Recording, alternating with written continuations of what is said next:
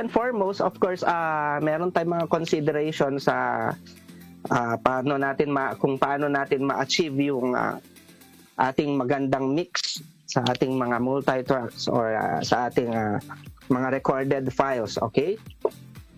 Ayan, so ang una po dyan is, of course, meron tayong tinatawag na gain staging and volume balance. Ayan, so just to clear po, no, itong basic home studio mixing tips na i-discuss ko ngayon, applicable po siya sa almost sa lahat po ng mga digital audio workstation natin like Reaper, Cubase, Studio One, Fruity Loops Studio, Cakewalk, Ableton, Samplitude, and etc. etc. Okay, so yung una i-discuss natin is about gain, staging, and volume balance, and then susunod po doon later on as we go along will be the equalizing. We also have the panning or stereo imaging, and of course the use of audio plugin effects for width and depth. Ayan, naalala ko itong audio plugin na ito, yung mga VSTs, meron nagtanong rin nung mga previous discussion ng mga tech talk ni Sir Chris, ayan, regarding po sa ating width and depth, paano ma-achieve yung width and depth na mix. Ayan, meron akong diniscuss na ganitong topic nung may nagtanong. And then of course, yung last but not the least, yung ating reference listen na Okay, so unahin po natin ngayon yung ating gain staging and volume balance. Okay, so we move on to our next slide. So, of course, it's very important for us na maintindihan po kung ano ay yung mga terminologies na dinidiscuss natin ngayon. So, meron ako nilagay dito na sabi dito is a gain stage refers to any point in a production where you can control the volume level of a device or track. Ayan. So, gain staging is the process of managing all these volume levels within a project for the purpose of achieving the cleanest mix possible. So, ang gain staging po, ang ina-achieve talaga dito is for us to achieve the cleanest mix possible. Okay? So, meron tayong makikita sa slide na meron pong graphic representation dyan kung paano natin malalaman kung sumusobra na po na yung ating gain levels. Okay? So, meron pong nakalagay dyan na volume unit meter, okay, which displays the signal level in audio equipment. Ayan, yung mga analog days, ito talaga yung isa sa mga representations kung paano nila malalaman kung sumusobra po yung level ng ating gain levels, okay? Ayan, yung VU meter na kung tawagin. Ayan, kung titignan nyo po, meron pong red portion on the right. Ayun, pag lumalampas po tayo or pumupunta yung ating parameter dyan, yung ating metro, of course, it's very clear na medyo lumalampas tayo sa standards ng gain. Ayan, okay. And syempre, of course, ano ba yung gain? So, gain refers to the strength of a signal coming into a device, while volume refers to the strength of the output leaving that device. So, just to clear lang, no, sa mga ibang, kasi sabi nila, magkaparehas lang daw yung gain and volume. Ayan. Actually, hindi po sila magkaparehas, okay? Although correlated po sila, it's just saying like, they are the two faces of a single coin, parang ganun po, no? Okay, so correlated po sila, and of course meron po tayong another picture dito sa baba ng VU meter which shows us the graphic representation of the nominal operation. Ayan, yung makikita nyo po yung peak level ng ating mga volumes, ayan, coming of course from the base. Ayan, meron tayong noise floor dyan. And then, of course, on the upper part, meron tayong extra headroom dyan. Ay, meron din nakakalagay dyan yung anticipated peak, yung unexpected peak, and of course, yung clipping. Of course, pag nandun tayo sa ating unexpected peak, okay pa yan, medyo safe pa yan. Pero yung clipping na, yan na po yung medyo bawas-bawas na tayo sa mga gains. Pag ganyan. Kasi it will turn out to be the output of the signal will turn out to be distorted na po pag nag-click po tayo. Okay, so we move on to our next slide. So this time, meron naman yung using the equalizer for a better mix. So kung mapapansin nyo, in almost all of the audio systems, ang basic EQ natin is usually the low, mid, and high. Ayan, kung pinaka-basic term po yan, yung bass, mid, and treble. Okay? So, every sound is made of frequencies. Ayan, as mentioned sa mga past tech talks natin, kay Sir Chris Ron. Ayan, so meron siya mga diniscuss dati about frequencies. Ayan, so frequency is measured with hertz. Yun po yung unit of measurement natin sa mga frequencies natin. So hertz po. Ayan, equalizing is the art of boosting, cutting, and balancing all the frequencies in a mix to get the sound you want. Actually, ang ginagawa ko based on my experience sa EQ, meron pa rin tayong kanya-kanyang preferences dyan. So, for example, meron tayong nakalagay dito sa baba yung solid state logic or SSL na EQ. Actually, this is ito yung itsura ng VST plugin from Waves. Ito yung SSL nila. So, makikita natin dyan, meron yung makikita na LF, LMF, HMF, and HF. Ano ba yung mga yun? Ayan, yung mga HP, ayan, yung mga yan. Okay, so meron tayong mga low frequency, low mid frequency, high mid frequency, and high frequencies. Okay, so sa mga VSTs, usually may mga presets nga. And then, pwede pa rin po natin i-tweak yung mga presets na andoon na depending on our preference. Pero still, when we use the EQ, we see to it na hindi pa rin po tayo nag-click-clip or any track po na ginagamitan natin. Of course, sa analog digital mixing consoles, by default, meron tayong high, mid, and low na makikita na knobs dyan sa ating EQ. Okay, so we move on to our next slide. And this time, we will be talking naman about using the equalizer pa rin. So, meron tayo yung tinatawag most of the time, lalo na pag nasa recording studio ka or sa music production, meron yung pag nagmi-mix po tayo, meron tayong tinatawag na HPF or LPF. Ayun po yung high pass filter and low pass filter, okay?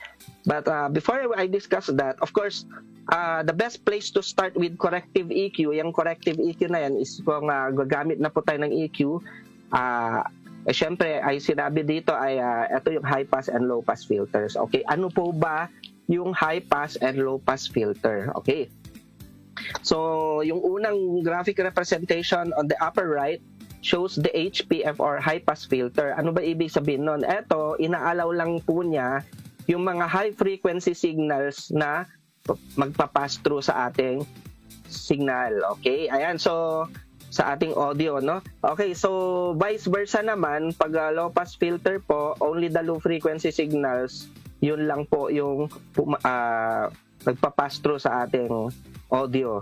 Ayan, sa mga ating mga tracks or input. Okay, meron importanteng tip dito. So sabi niya, cut more frequencies than boosting. Why is it na important po na tuwing nagmi-mix tayo using the EQ, it's better to cut than to boost?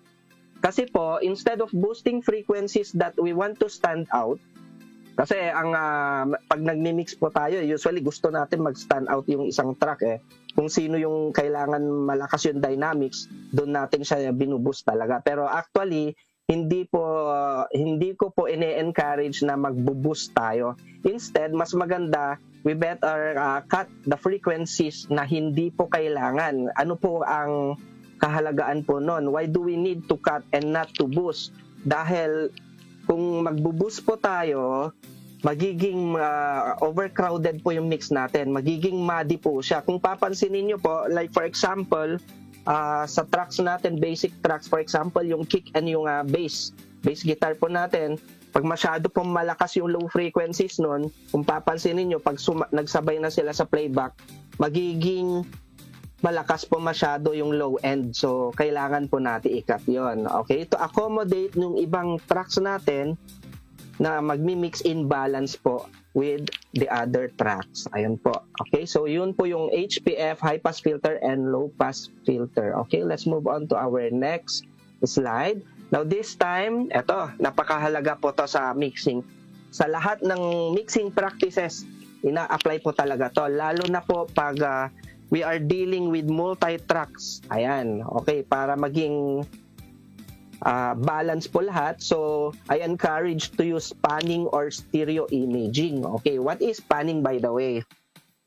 Okay, so panning is used when the mixing when mixing to artificial place sounds within a stereo mix. Okay, usually kasi, of course, meron tayong tinatawag na stereo mix. So, yung stereo mix na yun po yung nakamix na track in left and right channel. So, kung papansinin nyo po sa ating mga mixing consoles or even in the mixing consoles ng ating mga DAW or digital audio workstation, meron pong nakalagay doon na pan. Okay, so by default, ang pan po natin, yung pan knob po natin, by default, it is placed center. Okay, so we have the option of doing the placing the knob to the left or right in order to pan kung ano man po yung element sa ating multi-tracks or tracks na gustong ipan. So meron tayong option to move them from left to right. Okay, so bakit ba tayo nagpapanin? Because it helps you control the width of a mix just to pave way and para po magiging balance yung ibang tracks natin. Okay, usually ang panning ginagamit ito sa mga vocal tracks or kung marami yung vocal tracks po natin, nakakatulong po talaga ang panning para hindi po sila overlapping pag nagsabay-sabay sa playback. Ganun din po sa instruments natin. May mga certain elements na kailangan natin ipan so that pag nag-playback po tayo as a whole sa lahat ng tracks natin, hindi po sila nagjo-jumble-jumble. Okay, so balance po lahat. So if everything is panned centrally, your mix will sound flat or crowded. Ayan, so tama po ito. So sabi ko nga, kung lahat ng mga tracks natin ay naka-center lahat ang panning niya, magiging magulo po. It will be yun nga, crowded siya, magiging muddy, or minsan flat na yung tunog. So to the extent na hindi na natin ma-determine kung which is which, kung saan doon yung layer ng second voice or yung mga backing vocals, for example, for the vocal tracks. Okay, so dito naman on the right side, ayan, meron tayong graphic representation of stereo panning. So as you can see, nasa gitna po yung ating spectator o yung nakikinig po. So basically, triangular form po yan. Ayan ang isa sa mga protocols. When, of course, napaka-importante kung paano po natin isi-set yung ating monitor speakers when we do the mixing and mastering lalo. So it should be in triangular. Meron pong particular angles dyan, though hindi po nakalagay dyan. Pero most of the time, as long as we adopt the triangular pattern po, and naka-level po sa ating mga tenga yung ating monitor speakers, mas maganda po. Yun yung pinaka-sweet spot. Dahil doon po talaga natin maririnig yung tamang tunog. Yung hindi po nagsisinungaling na tunog ng ating mga monitor speakers. Okay. Ayan. So, yun po yung ating panning or stereo imaging. Okay. If we move on to our next slide. So, next slide po tayo. Meron pa akong nilagay dyan na mga references so as for everyone to understand what is the basics of panning. Okay, so meron of course natural, andyan on both sides yung ating monitor speakers. Ayan, so on the left portion ng ating graphic representation, ayan, as you can see, na tayo po yung nasa gitna assuming, so makikita nyo po yung kick, bass, snare, and vox. Ayan yung vocal na nasa center po sila. Yan po ang basic standard rule, thumb rule ng panning pag sa kick, bass, snare, and box. Ayan. Okay, of course, kung meron tayong mga ibang elements, ayan, makikita nyo dyan, may scene 1, scene 2, ayan, overhead left, overhead right, mga ganyan. So, yan yung mga basic na pwede nating ipan to the left or right. In such a way na magiging balance po lahat ang distribution ng ating output sa ating tracks. Okay, same goes true with yung nasa right po na graphic representation. Ayan, so almost the same lang po except for yung nasa right portion lang na meron ng drawing talaga kung ano yung nire-represent na instrument or of course yung singer natin nasa gitna. Ayan, so yun pa lang na reference, yung graphic reference na yan, maiintindihan na po natin kung bakit napakahalaga po ng panning. Okay? So as to distribute all our inputs at a balance level po, no? Ayan. So of course, it will coincide na rin po sa diniscuss ko kaninang gain staging and volume level balancing, itong panning or stereo imaging po. Okay? So we move on to our next slide.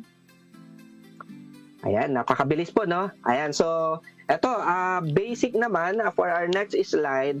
Eto, napakahalaga rin ito. Most of the music productions, gumagamit po sila either on the live recording, on the mixing, or post-prod, gumagamit tayo ng tinatawag na audio plug-in effects for width and depth. Okay, ayan, napakahalaga rin po ito. Pero i-discuss ko lang po ngayon ang mga common lang na ginagamit. Okay, mga basic lang kasi meron pa naman tayong aabangan na susunod pang mga ibang tech talks. Okay, anyway, audio effects are hardware or software devices that manipulate how an audio signal sounds. Okay, so itong mga audio effects na to, they act as like we can say that they are triggers po, no? Dahil nagsesend rin po sila ng audio signal. Of course, depende kung anong audio effects po yung ginagamit natin, yung ibabato nilang audio signal or effects sa ating mga tracks. Okay, so useful po sila when playing live or as studio tools while recording or mixing. Okay, madalas gumagamit ako ng mga audio plug-in effects para po ma-achieve ko yung width and depth ng mix. Ayan, minsan kailangan din natin gamitin to. Okay, common plugins used is reverb and delay. Okay, so ngayon, didiscuss ko kung ano po ang reverb and delay. Ayan, sorry. Yung reverb and delay, of course, magkaiba po yan. Okay, may kanya-kanyang purpose po yan at gamit sa ating audio plugins. Okay, so for the reverb, ang reverb po pala is the short term for reverberation. Okay, so reverb makes things sound further away in the mix if you push the wetness or and bring down a lot of the original dry signal. Okay, anyway, yung reverb po kung papansinin nyo, madalas ito ginagamit sa ating mga vocal tracks. Okay, so yung mga vocal tracks po natin, ayan, madalas yan po ang ginagamit. Either sa mixing natin or sa post-prod na or sa mastering, ayan, nilalapat natin si reverb effect. Bakit po? Kasi ito, nagbibigay siya ng wideness of sound, okay?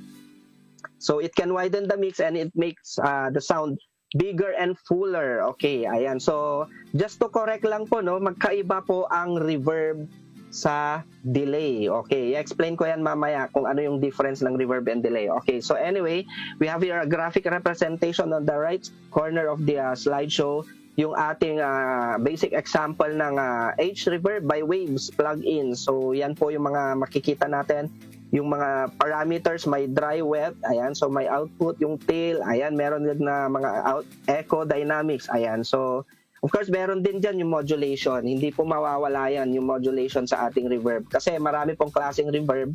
So, pwede tayong mamili ulit sa presets kung ano yung gusto natin. And then, pwede rin po natin i-tweak kung ano yung preferences natin sa ating reverb effect. Okay? So, we move on to our next slide. So, ito naman ay susunod ay yung delay. Okay? Madalas ginagamit rin to. Okay, sa instruments, sa mga tracks natin sa instruments, like yung drums, minsan ginagamit tong delay, okay? So what is a delay? A delay is an audio effect that records an audio signal for playback a set period of time after the original signal. Ito po yung sinasabi ko, magkaiba ang reverb sa delay. Kokorek ko lang po, no? Kasi yung iba, sabi nila, almost the same lang yan eh, parang ganon. So, I repeat, so yung reverb po, basically parang reverb represents the wideness of a sound, no, or yung surround sound na sinasabi, or the size of the sound. Whereas for delay po, ang delay is actually a repetition of sound. So meron certain delay time wherein pwede natin i-assign yan kung gaano natin katagal iulit yung delay sound or ganon, or yung echo, yung sinasabi natin na echo, ayan, ganon.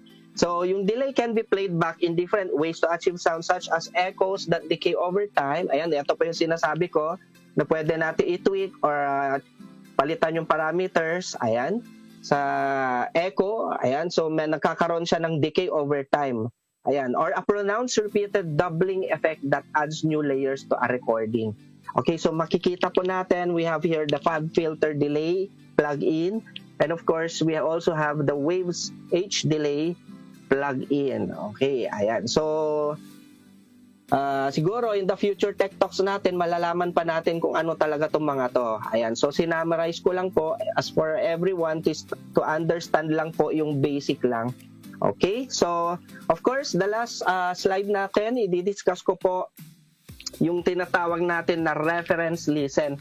Okay, ano po ang kahalagaan nito? It's very important, especially for mixing and mastering engineers, to have a reference listen. So, ayan, i-discuss ko po ito. So, sabi dito is use a mix reference. Okay. Minsan, pag nagmi-mix tayo sa ating multi-tracks, ayan, sigurado ako makaka-relate dito rin si Sir Joshua dahil ayan, nagpo-produce rin siya, nagmi-mix siya ng mga multi-tracks niya. So, minsan gumagamit tayo ng sample song as a session, ayan, sa isang track natin. Minsan ilalagay natin to sa track 1 and of course, ito ang magiging reference natin. For example, meron lang tayong gustong i-mix na drum tracks natin. So, minsan, nakakatulong rin po ito. Gumagamit tayo ng mga reference songs, sample songs na maganda ang pagka-mix ng drum tracks sa ating mixing session. Okay? Ayan, so nakalagay dyan, we use the high quality MP3 as much as possible. Maganda po yung 320 kbps, kilobytes per second, or WAV formats, sample references kasi mataas po yung yung bitrate niya or yung resolution niya.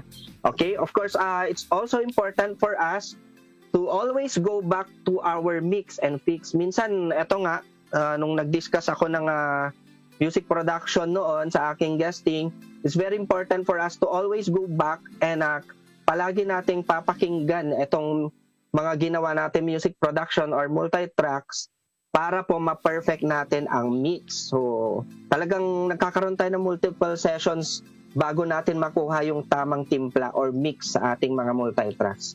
And of course, it's very important to use multiple speakers for monitoring. Ayan, ito po, meron lang ako nilagay dito na graphic representation of different monitor speakers. Ayan. So, it's very important for us to use different monitoring systems or speakers para po malaman natin kung papasabay yung ating mga mixes sa ibang speakers. Okay, so sabi dito sa ating last line, ang goal natin isn't to make the mixes sound perfect everywhere. Ang pinaka-goal talaga natin is to make the mixes sound good on variety of speakers possible. So napakahalaga po yan. Minsan pag after ng ating mga mixing sessions, di ba, yung mga bounce tracks natin, so we get the file and then we hear them from various speakers available. Pwede yung ating mga components sa bahay, of course yung audio system natin sa sasakyan, of course, ibang speaker din po yon, or minsan sa ating mga mobile phones, ayan, using our earphones or headsets, okay? And then, so, of course, pag nakita natin, narinig po natin dyan na very clear naman, maganda yung clarity ng ating mga mixes on various speakers po, ayan, and then that's the time na masasabi natin na maganda po ang of course, ang output ng ating mga mixes. Okay? So, yan po yung mga basic, important, and essential tips ng ating home studio mixing sa ating mga multi-tracks or audio production. So, uulitin ko lang po before I end my tech talk. Of course, ano yung mga kailangan natin i-consider sa ating studio mixing tips? Of course, number 1, yung gain staging and volume balance. Ayan, gain staging and volume balance, kailangan po, of course, sa unang pa lang process natin, kailangan gain staging pa lang at volume balance.